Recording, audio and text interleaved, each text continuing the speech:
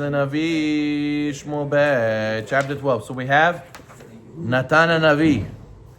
Natan Navi is giving rebuke to David.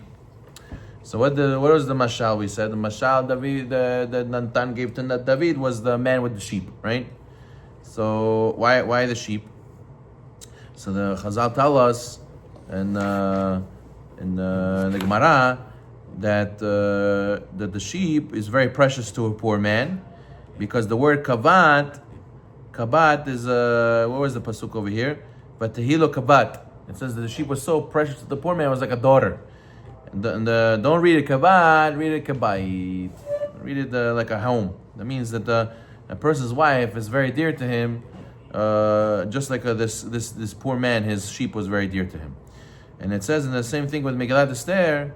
It says that the Mordechai had Esther as Labat. He had her as a daughter, and the Gemara Megillah says, don't read it Labat, let it Labayit. It means that he was married to Esther, actually, Mordechai.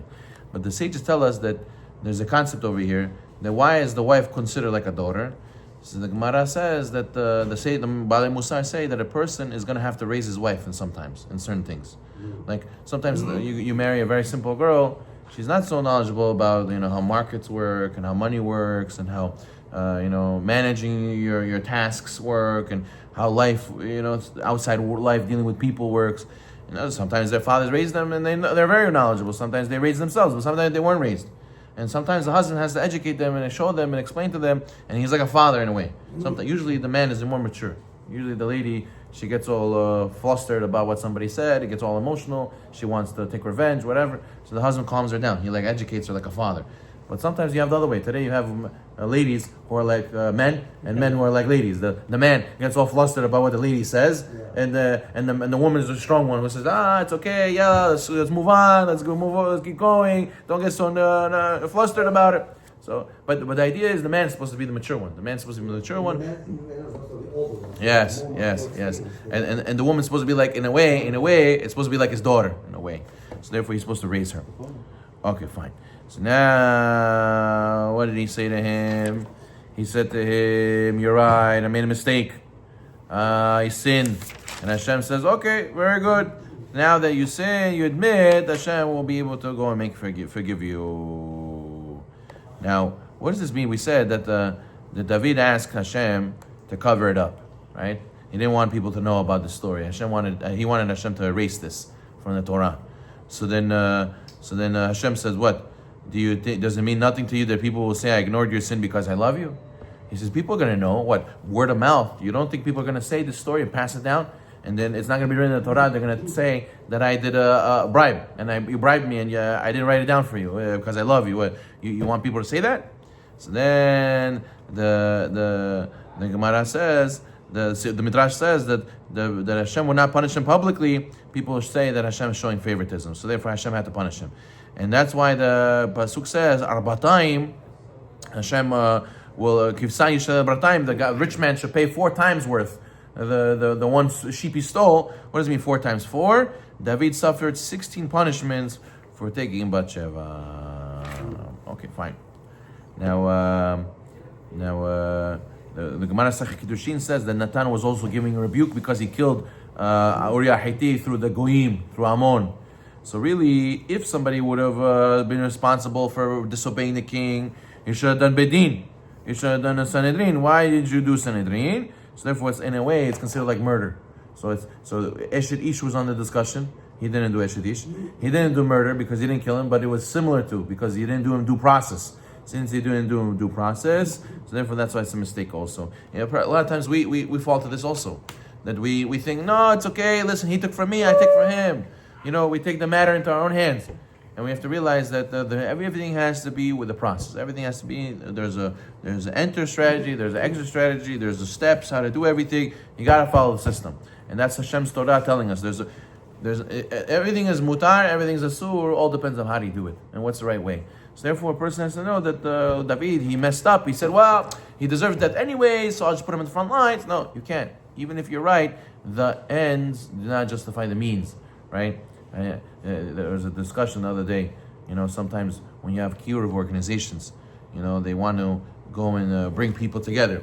So they say, oh, we'll have hookah at our event, right? Anyways, they're going to smoke hookah. So let them smoke hookah with us over here in a kosher restaurant and the goyim restaurant. Oh, let's have a New Year's party, because anyways, they're going to go to the New Year's party. So might as well come to the New Year's party.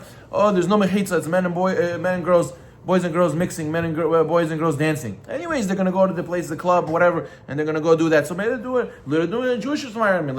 Let him marry a Jewish girl. I even heard one time that there was a place that was doing kiruv and giving a place for the boys and girls to not be in the street to hang out.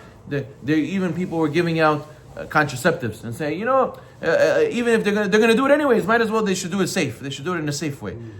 All this stuff you're gonna say, well, anyways they're gonna do it, so might as well help them. The person has to realize it's a big mistake.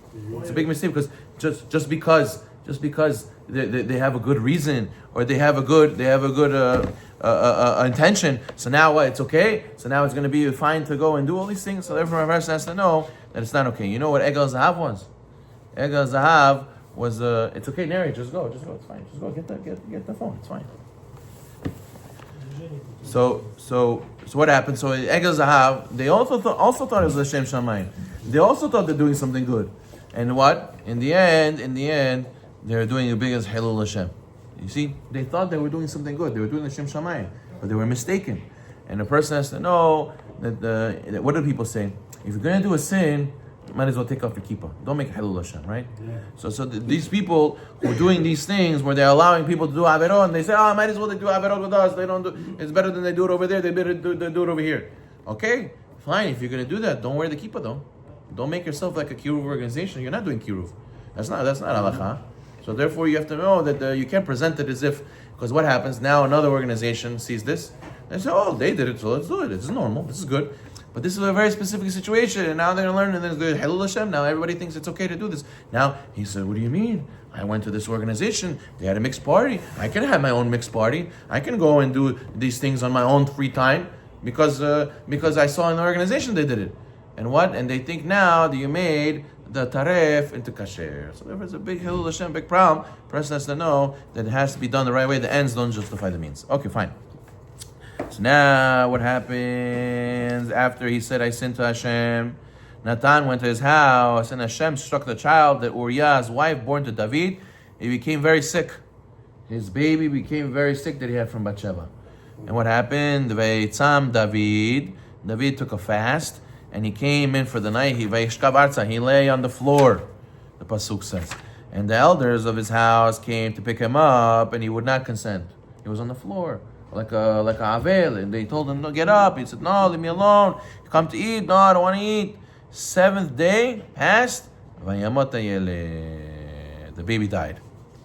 And they said, "Behold, if the baby was alive, we would have been able to talk to us, and he would not listen to us. How can we tell the baby has died? He will do something terrible." David saw his servants whispering to themselves, and David understood the child died. He asked them, "Did he die?" He said, "He's dead." David got up from the floor. He ends his fast, and they asked him, "What are you doing?" He says, "I don't understand. When the baby was alive, you were fasting. Now the baby died, you got up? What's going on?" He said, "While the baby was alive, I fasted and I cried. Who knows? Maybe Hashem will show me favor. Now that he died, can I bring him back? I will be going to him, but he'll not return to me." David comforted his wife Bathsheba after she had her baby die. And he was with her again, and he gave birth to a boy, named him Shlomo. Hashem loved Shlomo. You should know that he also called him Natan. He sent word through the prophet and called his name Yedidyah. Shlomo had 2 names. His name Yedidyah. What is Yedidyah? Yedidyah means the beloved of Hashem. Why is Shlomo called beloved of Hashem?